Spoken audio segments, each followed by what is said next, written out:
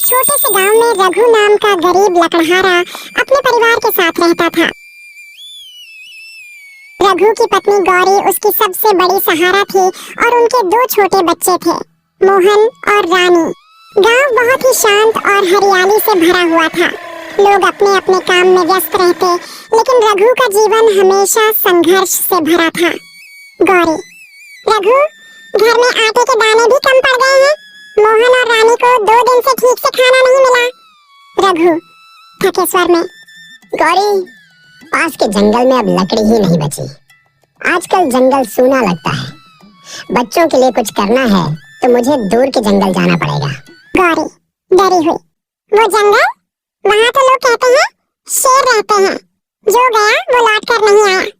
रघु, डरने से पेट नहीं भरता। अगर मेहनत और सच्चाई साथ है तो भगवान भी मदद करेगा। बच्चों का पेट तो भरना ही है। पापा, क्या आप सच में दूर जंगल जाएंगे? वहाँ शेर है। रानी, पापा आप सावधान रहना। रघु, बच्चों, डरने की कोई बात नहीं। मैं सिर्फ उतनी लकड़ी काट कर लाऊंगा जितनी जरूरत है। अगली सुबह रघु ने कुल्हाड़ी उठाई और निकल पड़ा। रास्ता लंबा और धूप तेज थी, लेकिन उसके मन में बस एक ही बात थी, आज लकड़ी लेकर लौटूंगा, चाहे जो हो जाए। जंगल का रास्ता कठिन था, ऊंचे पेड़, घनी झाड़ियां और अजीब आवाजें।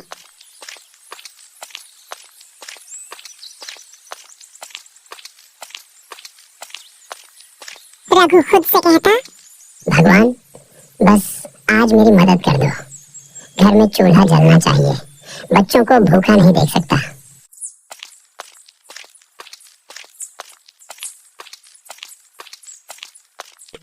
जंगल में कई घंटे चलते हुए रघु थक गया। जैसे ही वह पेड़ काटने लगा, अचानक भारी दहाड़ गूंजी। हे भगवान, अब तो मेरी खैर नहीं। झाड़ियों के बीच से एक विशाल शेर निकल आया। उसकी आंखें चमक रही थीं।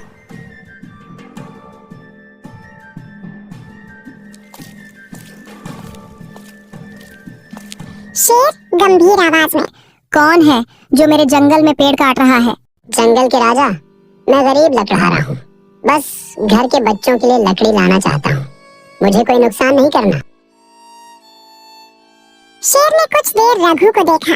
उसके मन में पहली बार किसी इंसान के लिए विश्वास जागा। शेर धीरे गंभीर स्वर में, अगर तेरा मन साफ है और लालच नहीं है तो डर मत। जितनी जरूरत हो उतनी लकड़ी काट ले, पर जंगल को नुकसान मत देना। रघु आभारी होकर, धन्यवाद महाराज शेर।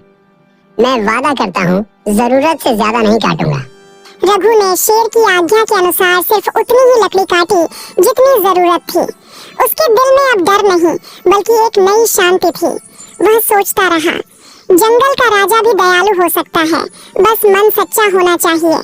थकान से चूर लेकिन संतोष से भरा रघु धीरे धीरे अपने गांव की ओर चल पड़ा। सूरज ढलने को था और दूर से ही उसके बच्चों की आवाजें सुनाई देने लगीं। मोहन उत्साहित होकर, माँ, पापा आ गए, देखो पापा लौट आए। गौरी आंखों में आंसू लिए, भगवान का लाख लाख शुक्र है, मैं तो डर गई थी कि कहीं कुछ हो न गया हो। रानी भागकर रघु के गले लगती हुई, पापा आपने शेर को देखा क्या?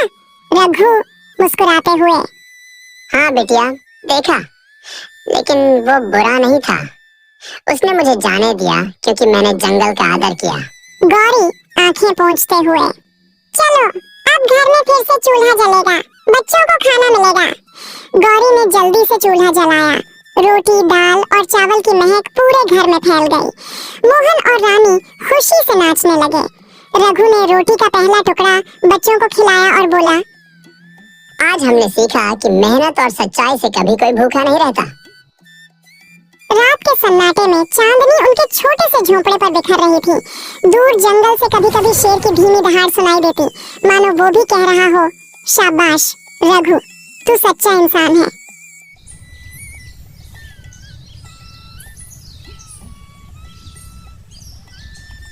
अब रघु हर सुबह जंगल जाता। वह लकड़ी काटता जितनी जरूरत होती, न ज्यादा न कम। दूर से शेर उसकी मेहनत देखता और संतोष से मुस्कुराता। दिन बीतते गए। रघु ने गौरी को संदेश भिजवाया कि लकड़ी अब मिलने लगी है और काम अच्छा चल रहा है। गौरी ने खुशी से आंसू पोंछे और भगवान को धन्यवाद दिया। अब हमें डरने की जरूरत नहीं, भगवान ने हमारे साथ शेर जैसे रक्षक को भेजा है।